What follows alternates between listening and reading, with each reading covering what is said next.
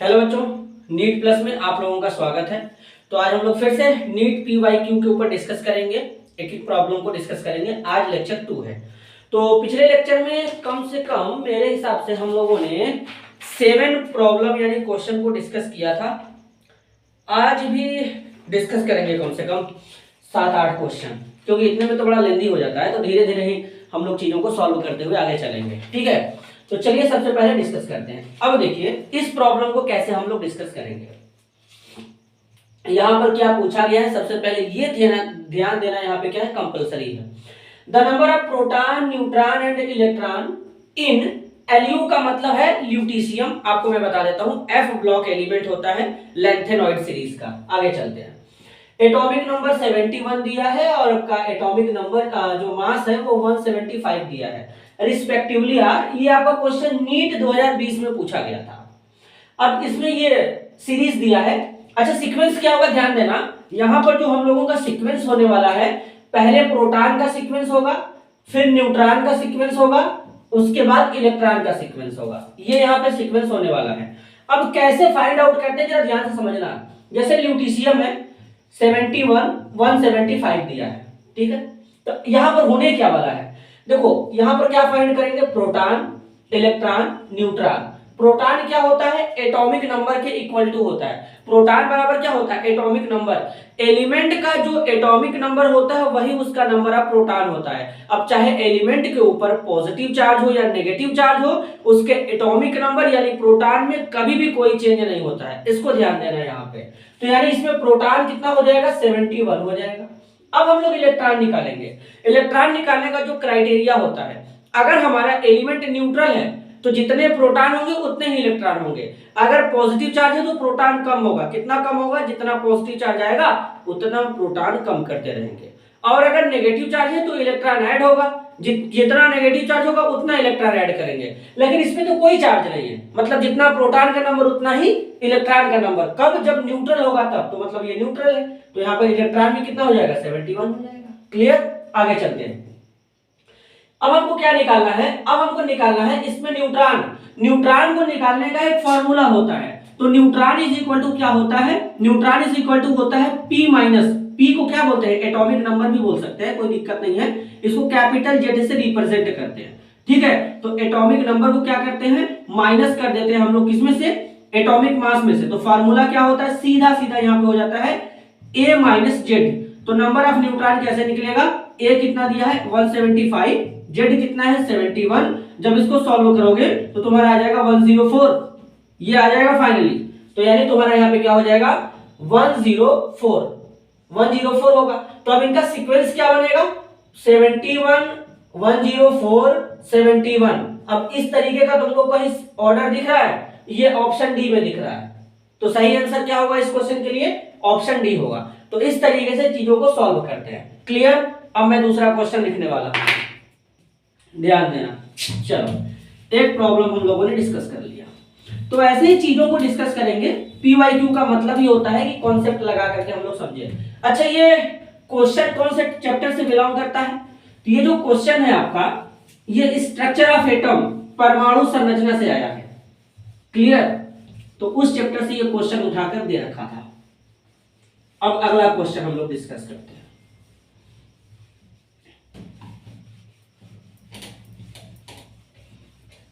चलिए बेटा आगे चलते हैं।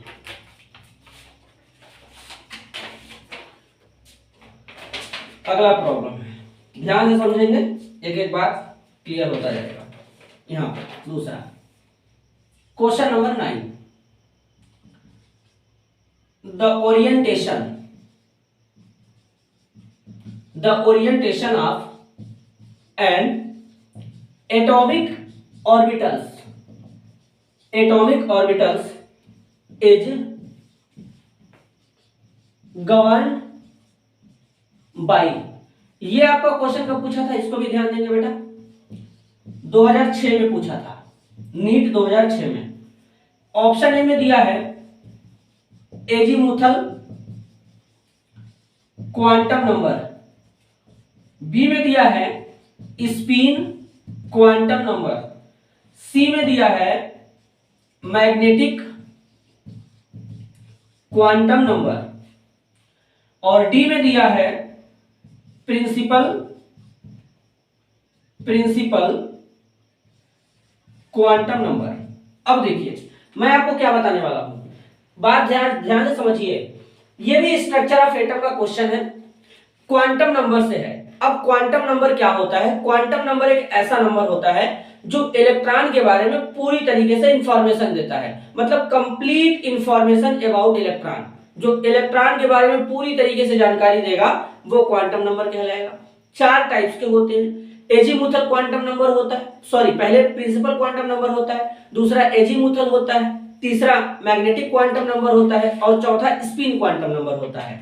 जो प्रिंसिपल क्वांटम नंबर होता है उसको n से रिप्रेजेंट करते हैं, एजीमुथल को L से रिप्रेजेंट करते हैं, मैग्नेटिक क्वांटम नंबर को m से रिप्रेजेंट करते हैं, और स्पिन क्वांटम नंबर को s से रिप्रेजेंट करते हैं। चारों स्मॉल होने चाहिए, इस बात का हमको ध्यान देना है। अब देखिए प्रिंसिपल क्वांटम नंबर क्या बताता है? नंबर ऑफ शेल बताता है। एजीमुथल क्वांटम नंबर हमको क्या बताता है भैया? एजीमुथल क्वांटम नंबर हमारा जो होता है, ये हमारा एजीमुथल क्वांटम नंबर, इसका वैल्यू जो होता है वो n के वैल्यू पे डिपेंड करता है। और जो मैग्नेटिक क्वांटम नंबर होता है ये ओरिएंटेशन के बारे में बताता है। किसके बारे में बताता है? ओरिएंटेशन के बारे में बताता है। और एजीमुथल हमारा सबशेल के बारे में इंफॉर्मेशन देगा। जैसे यहाँ पर फार्मूला क्या बनता है, यहाँ पर n इज यहाँ पर क्या होता है, n माइनस l होता है, ये होता है शायद l इज इक्वल टू होता है n माइनस 1 होता है, हाँ n माइनस 1 होता है, l is equal to n minus 1 होता है। और s क्या होता है? स्पिन क्वांटम नंबर होता है। स्पिन मतलब क्या होता है? मतलब जो इलेक्ट्रॉन के डायरेक्शन के बारे में बताएगा कि इलेक्ट्रॉन क्लॉकवाइज रोटेट होगा कि एंटी क्लॉकवाइज रोटेट होगा। तो यानी ओरिएंटेशन के बारे में हमको कौन जानकारी दे रहा है? Magnetic quantum number. तो सही आंसर क्या होगा? ऑप्शन सी होगा। आगे चलते हैं बच्चों, नेक्स्ट क्वेश्चन देखते हैं। Question number 10, electronic configuration of calcium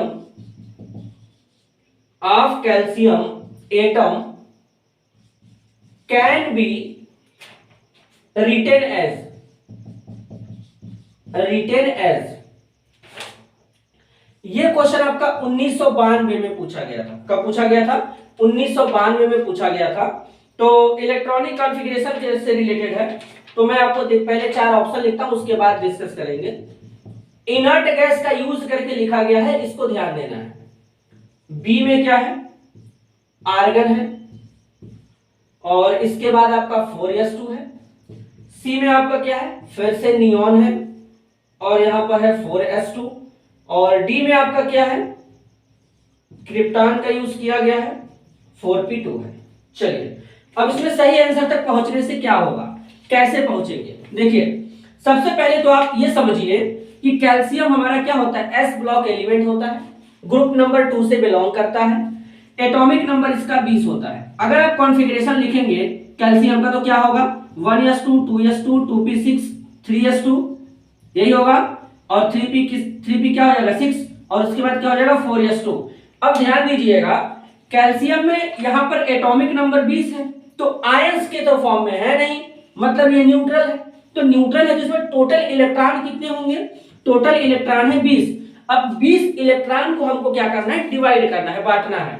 तो बांटेंगे तो गिन लेते हैं, 6 2 8 2 10 इधर से हो गया, 2 12 6 18 2 20। तो टोटल 20 इलेक्ट्रॉन को इस तरीके से डिवाइड कर सकते हैं। अब भाई साहब यहां पर ये देखना है कि कौन सा इनर्ट गैस हम लोग यूज कर सकते हैं। तो यहां से देखना जरा, यहां से यहां तक 10 इलेक्ट्रॉन है, यहां 2 12 और 6 18, और 18 इलेक्ट्रॉन मतलब किसके लिए यूज कर सकते हैं हम लोग? आर्गन के लिए यूज कर सकते हैं।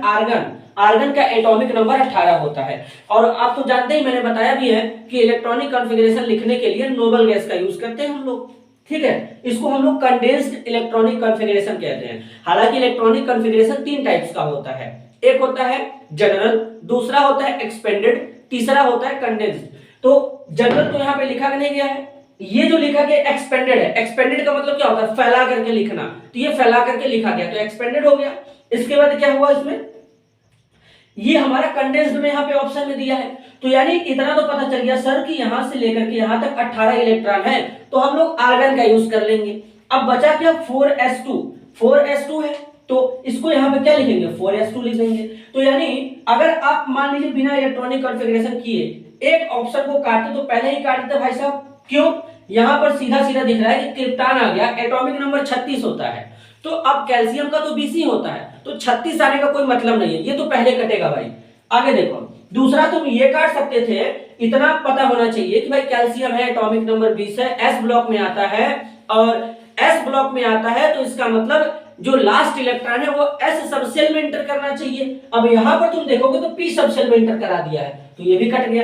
अब बचा दो, अब दो बचा तो यहाँ पर नियॉन यूज किया, यहाँ पे आर्गन, तो नियॉन मतलब समझ रहे हो 10 इलेक्ट्रॉन है, तो ये तो पहले कटेगा। तो बचा क्या ऑप्शन बी आर्गन 4s2। तो देखो ये सही होगा। तो चीजों को पहचानने का तरीका भी होता है, अगर तुम एक एक ऑप्शन को एलिमिनेट करते जा रहे हो, काटते जा रहे हो, तो तुम सही ऑप्शन तक भी पहुंच सकते हो। आगे चलते हैं, इसको ध्यान देना तुम।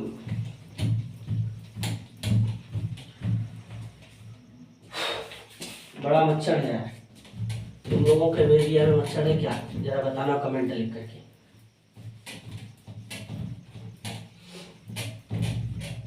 और तुम लोग बताना कमेंट में मजा आ रहा है कि नहीं, पीवाई क्यू नीट का सॉल्व करके।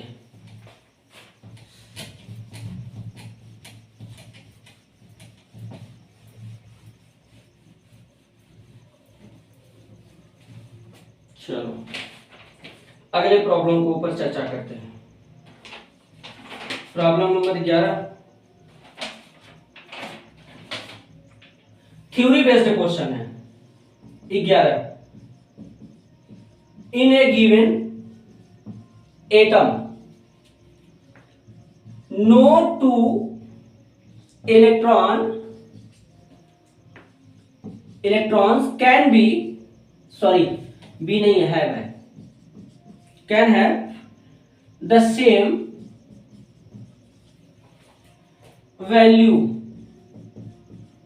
values for all the 4 quantum number, qn का मतलब समझ लेना quantum number. this is called, अब ये क्वेश्चन आपका पूछा है 1991 में, 4 ऑप्शन आपका दिया है, हुन्स रूल, अबाउ प्रिंसिपल,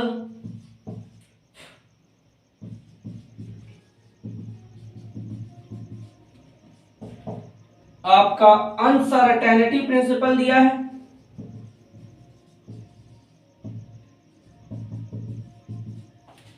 आपका पाउली एक्सक्लूजन,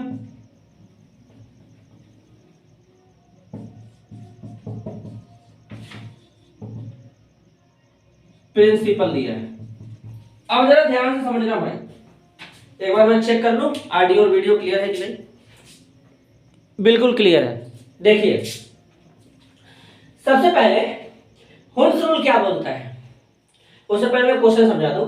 यहां पर तो थ्योरी बेस्ड क्वेश्चन है, no two electron can have, देखिए जैसे हमारे पास एक ऑर्बिटल में 2 इलेक्ट्रॉन भरे जाते हैं, ध्यान से समझिएगा, एक ऑर्बिटल में 2 इलेक्ट्रॉन भरे जाते हैं, तो क्या उन दोनों इलेक्ट्रॉन के लिए चारों क्वांटम नंबर का वैल्यू सेम होगा? ऐसा मैंने कभी बताया था? बिल्कुल बताया था। ऐसा कहां बताया था? अबाउ प्रिंसिपल में नहीं बताया था, पाउली एक्सक्लूजन प्रिंसिपल में। पाउली क्या कहता था? पाउली ये कहता था कि अगर एक ऑर्बिटल में 2 इलेक्ट्रॉन है तो दोनों के लिए कभी भी चारों क्वांटम नंबर का वैल्यू सेम नहीं हो सकता। यही स्टेटमेंट यहाँ पे पूछा गया है, तो हमको बताना है कि ये किसका स्टेटमेंट है। हुन्स का स्टेटमेंट क्या था? पहले ऑर्बिटल्स में एक एक इलेक्ट्रॉन को भरते हैं, देन बाद में पेयरिंग स्टार्ट करते हैं। अब वो तो इलेक्ट्रॉनिक कॉन्फ़िगरेशन बेस्ड था, जिसमें 1s2 2s2 2p2 ऐसे लिखते थे भाई साहब, ठीक है। अनसर्टेनिटी प्रिंसिपल क्या था? एक ही टाइम पर किसी एक जो हमारा मोबाइल पार्टिकल होता है उसका वेलोसिटी यानी वेग और पोजीशन दोनों एक साथ नहीं बता रहे थे। अगर एक सही बता रहे थे तो दूसरा में गड़बड़ी हो जाता था, तो इसीलिए तो इसका नाम था अनसर्टेनिटी प्रिंसिपल। तो यानी हमारा यहां पर सही क्या होने वाला है? डी सही होने वाला भाई साहब। कैसे जरा समझते हैं, देखो जैसे मान लो यहां पर मैंने लिखा 2s2, तो 2s2 का मतलब है कि ऑर्बिटल में 2 इलेक्ट्रॉन भरे गए हैं। यहां पर ये जो ऊपर लिखा गया ये ऊपर, ये हमारा बताता है कि कितने इलेक्ट्रॉन है। तो 2s2 मतलब s सबसेल में एक ही ऑर्बिटल होता है। देखो नहीं पता तो ध्यान दिला दूं, s में एक ऑर्बिटल होता है भाई, p में 3 ऑर्बिटल्स होते हैं, d में 5 ऑर्बिटल्स होता है, f में 7 ऑर्बिटल्स होता है।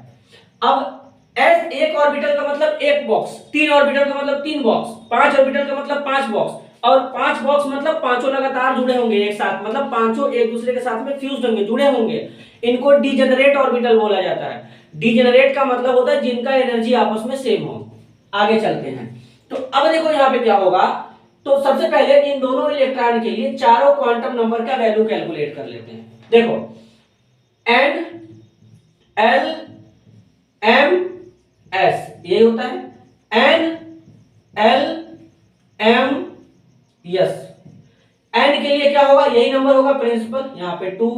अब s के लिए l का वैल्यू कितना होता है, देखो s p d f, l का वैल्यू क्या होता है 0 1 2 3, तो s के लिए l का वैल्यू क्या होगा 0, तो यहां पर भी 2, यहां पर भी 0।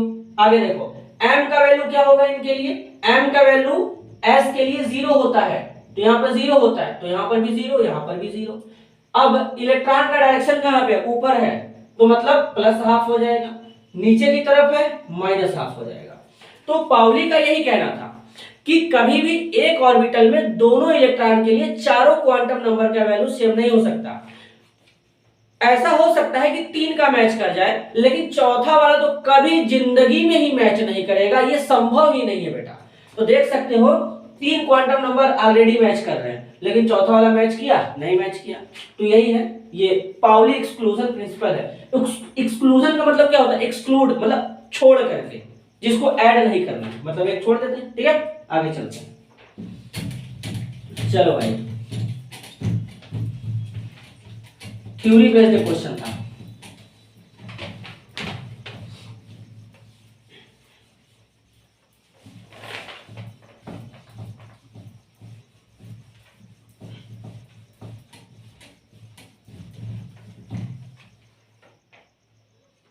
चलिए 11 हो गए। अब जरा चलते हैं प्रॉब्लम नंबर 12 के ऊपर। क्वेश्चन नंबर 12 ध्यान से समझिएगा। फॉर एजीमुथल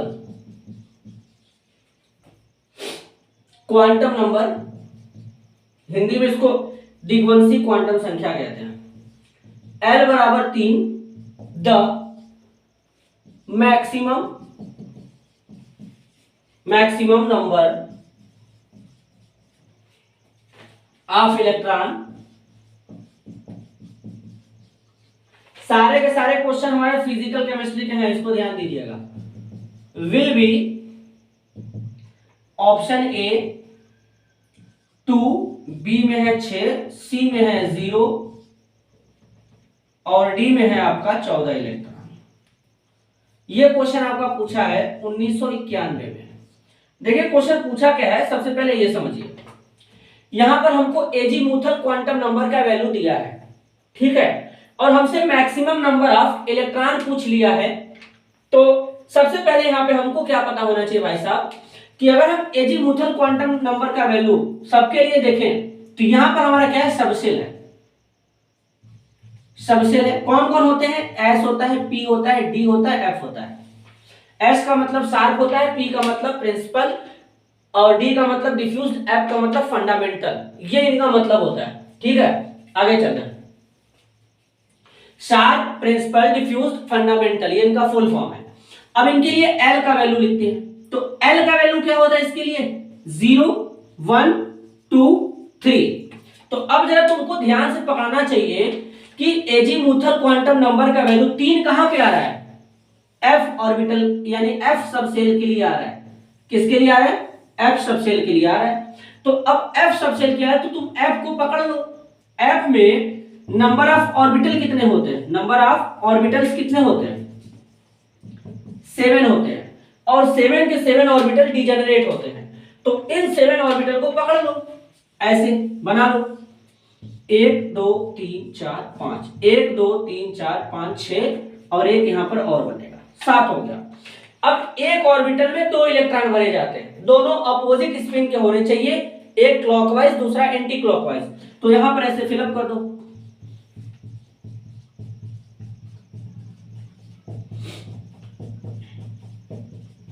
देखो हो गया। तो टोटल इलेक्ट्रॉन कितने हो गए? 14 हो गए। 2 2 4 2 6 2 8 2 10 2 12 2 14। ऐसे भी निकाल सकते थे n स्क्वायर करके। तो यहां पर n का वैल्यू कितना हो जाएगा? 7, टोटल 14 इलेक्ट्रॉन। ठीक है, तो इस तरीके से निकाल देना। सही आंसर क्या होगा? Option D. देखो कितना आसान क्वेश्चन था। ठीक है, कॉन्सेप्चुअल क्वेश्चन था, कॉन्सेप्ट लगाना था। आगे चलते हैं बेटा।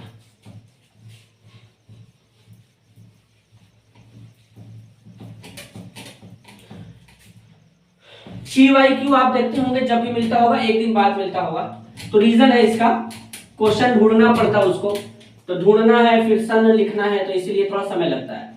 तो इसीलिए एक दिन आपको कंसेप्चुअल क्वेश्चन मिल जाता, PYQ करवा देता हूं मैं, और एक दिन आपको क्या किसका लेक्चर मिल जाता है,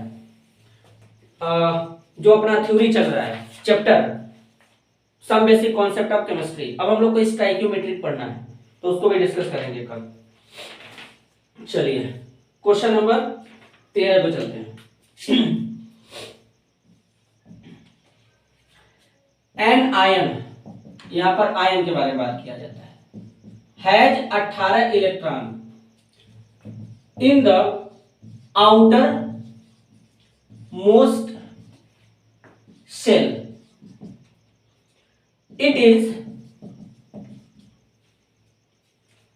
option A copper plus, B thorium plus 4, C cesium plus,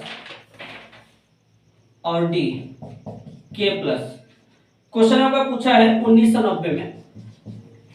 हमसे यहां पे क्या पूछा गया ध्यान देंगे, मतलब ऐसे आयन को बताना है जिसके आउटर मोस्ट सेल में 18 इलेक्ट्रॉन होंगे, ये बताना है क्या।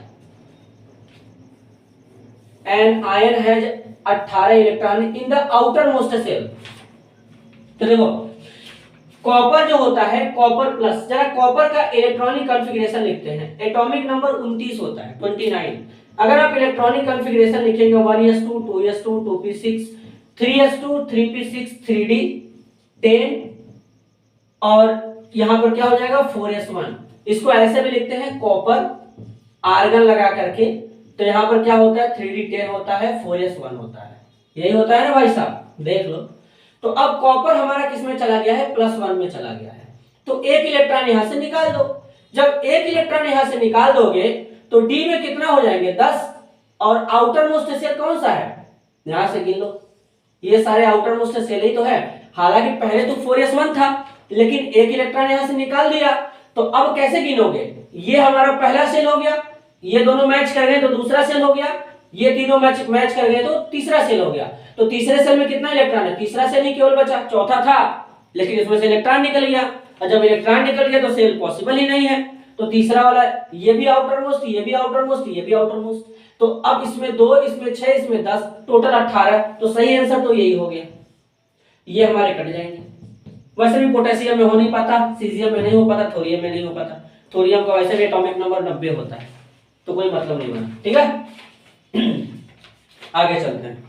ये भी आपका स्ट्रक्चर ऑफ एटम से था। अभी तक जितना मैंने आपको प्रॉब्लम कराया, आज वाला, उस दिन तो रेडॉक्स और स्ट्रक्चर ऑफ एटम दोनों से कंबाइंड होके था। आज केवल देख स्ट्रक्चर ऑफ एटम का ही देख रहे हैं क्वेश्चन मिला हुआ है, कोई दिक्कत नहीं है।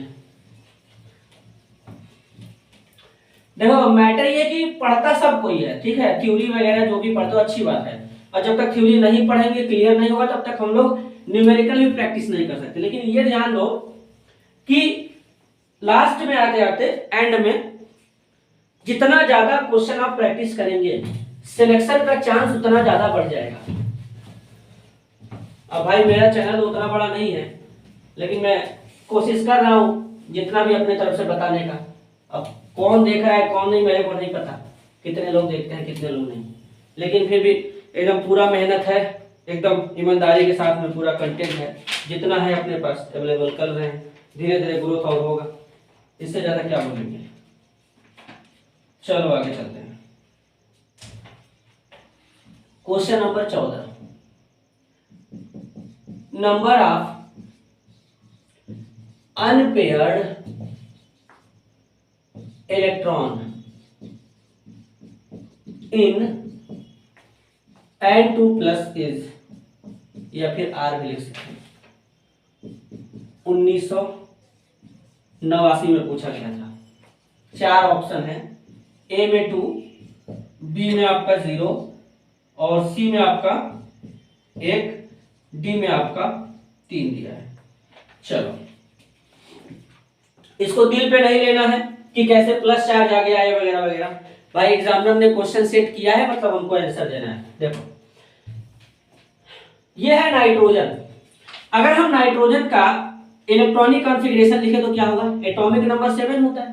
पहले कॉन्फ़िगरेशन लिखो, 1s2 2s2 2px1 2py1 2pz1। ये नाइट्रोजन का इलेक्ट्रॉनिक कॉन्फ़िगरेशन होता है। 1s2 2s2 2px1 2py1 2pz1। Total 7 electron होते हैं, तो 3 यहां से, 2 यहां से, 2 यहां से, 3 2 5, 2 7 हो गए। अब देखो, इसमें अनपेयर्ड इलेक्ट्रॉन पूछा गया है, पहले ऑर्बिटल में फिलअप कर लेते हैं। उससे पहले 2 प्लस चार्ज है, तो एक इलेक्ट्रॉन यहां से, एक इलेक्ट्रॉन यहां से निकाल दो, तो फिर n+2 का कॉन्फ़िगरेशन क्या बनेगा? 1s2 2s2 2px1। अब इधर तो कोई मतलब ही नहीं है, अगर लिखना भी चाहोगे तो y0 z0 लिखोगे, तो इससे तो कोई मतलब नहीं है। अगर ऑर्बिटल में इलेक्ट्रॉन नहीं है तो ऑर्बिटल पॉसिबल नहीं होगा, तो इसलिए यहाँ पे 0 मैंने लगा दिया। अब देखो यहां पर क्या होगा, s में 2 इलेक्ट्रॉन, इस s में भी 2 इलेक्ट्रॉन।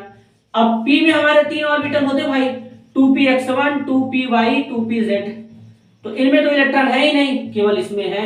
तो अब यहाँ पे नंबर ऑफ अनपेयर्ड इलेक्ट्रॉन पूछा था, तो ये सारे तो इलेक्ट्रॉन हमारे पेयर्ड में आएंगे, तो अनपेयर्ड कितना दिख रहा है? एक ही दिख रहा है, तो ऑप्शन सी यहाँ पे सही हो जाएगा। ऑप्शन सी यहाँ पे सही हो जाएगा। आगे चलें, चलो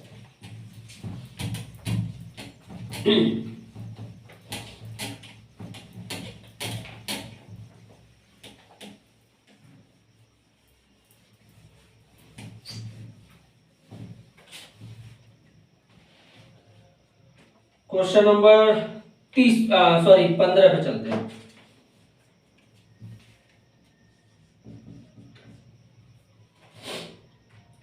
अभी हम लोग नीट 2023 का भी, 1 मिनट पहले देख लूँ ऑडियो वीडियो क्लियर है पूरी तरीके से कि नहीं? पूरी तरीके से ऑडियो वीडियो क्लियर है। अभी हम लोग नीट 2023 जो एग्जाम हुआ था उसका भी पीवाईक्यू डिस्कस करेंगे, आपको चिंता करने की जरूरत नहीं है, एक एक बात क्लियर हो जाएगा। अभी थोड़ा ये पुराने सवाल भी खोज के कर लूं तो ज्यादा सही रहेगा।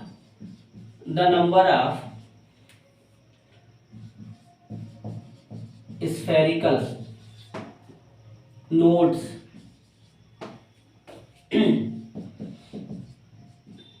in 3p orbitals are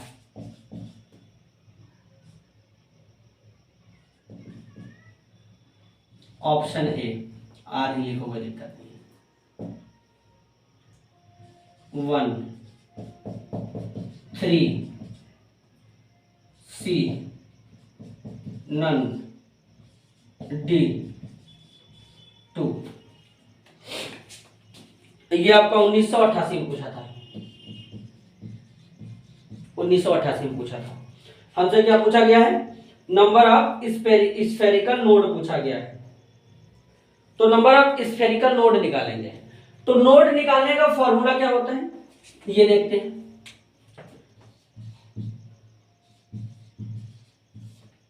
number of node n-l-1। चलिए, तो अब यहां पे 3p बोला है, तो यहां पे क्या लिखेंगे? n का वैल्यू 3, l का वैल्यू क्या होगा p ऑर्बिटल के लिए? यही होता है ना भाई, s p d f 0 1 2 3 होता है, तो 1 होगा, -1। तो नंबर ऑफ नोड्स कितने निकल के आएंगे? नंबर ऑफ नोड्स निकल के आएंगे आपके 1। तो फाइनल आंसर हमारा क्या होने वाला है? ऑप्शन ए 1 होने वाला है। तो इस तरीके से क्या करते हैं, इस प्रॉब्लम को सॉल्व करते हैं बेटा। तो इस तरीके से नीट पीवाईक्यू आपका सॉल्व होता रहेगा।